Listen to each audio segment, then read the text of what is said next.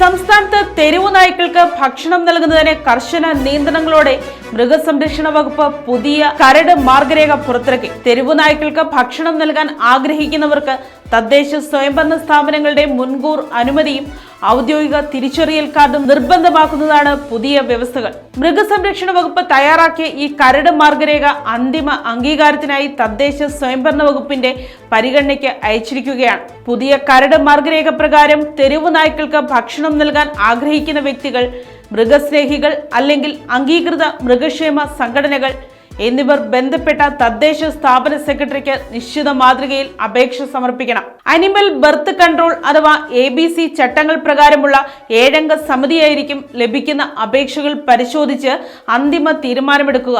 പരിശോധനയ്ക്ക് ശേഷം ഭക്ഷണം നൽകാനുള്ള സ്ഥലം അനുവദിക്കുകയോ അനുയോജ്യമായ പകരം സ്ഥലം നിർദ്ദേശിക്കുകയോ അല്ലാത്തപക്ഷം അപേക്ഷ നിരസിക്കുകയോ ചെയ്യാം. സമിതിയുടെ അനുമതി ലഭിക്കുന്ന അപേക്ഷകർക്ക് ഔദ്യോഗിക കെയർ ഗിവർ ID കാർഡ് വിതരണം ചെയ്യുന്നതായിരിക്കും. അംഗീകൃത കെയർ ഗിവർമാർക്ക് തദ്ദേശ സ്ഥാപനങ്ങൾ നിർദ്ദേശിക്കുന്ന കേന്ദ്രങ്ങളിൽ നിശ്ചിത സമയങ്ങളിൽ മാത്രമേ ഭക്ഷണം നൽകാൻ അനുവാദമുണ്ടാകുകയുള്ളൂ. രാവിലെ 5 മണി മുതൽ 6 മണി വരെയും രാത്രി 10 മണി മുതൽ 11 മണി വരെയുമാണ് ഭക്ഷണം നൽകാനായി സമയം അനുവദിച്ചിരിക്കുന്നത്. കുട്ടികളും മുതിർന്നവരും കൂടുതലായി എത്തുന്ന പ്രദേശങ്ങൾ, സ്കൂളുകൾ, ആശുപത്രികൾ, ബസ് സ്റ്റോപ്പുകൾ, മറ്റ് തിരക്കേറിയ പൊതുസ്ഥലങ്ങൾ എന്നിവയ്ക്ക് സമീപം ഭക്ഷണം നൽകുന്നത് പൂർണ്ണമായും വിലക്കിയിട്ടുണ്ട്. പകരം ജനസഞ്ചാരം കുറഞ്ഞ സുരക്ഷിതമായ മേഖലകളെയായിരിക്കും ഇതിനായി പരിഗണിക്കുക.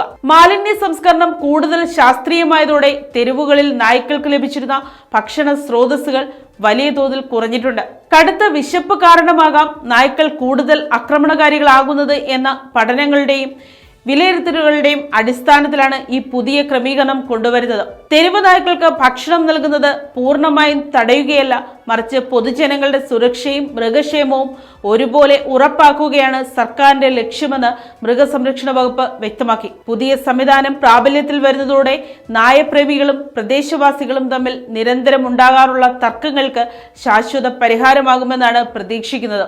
അതേസമയം ഗുരുതര രോഗബാധിതരും അത്യന്തം അപകടകാരികളുമായ തെരുവു നായ്ക്കളെ ദയാവധത്തിന് വിധേയമാക്കാനുള്ള സുപ്രീം കോടതി നിർദ്ദേശങ്ങൾ സംസ്ഥാനത്ത് നടപ്പിലാക്കുന്നതിനുള്ള നടപടികളും സമാന്തരമായി പുരോഗമിക്കുകയാണ്. News desk, Kottarakkara media.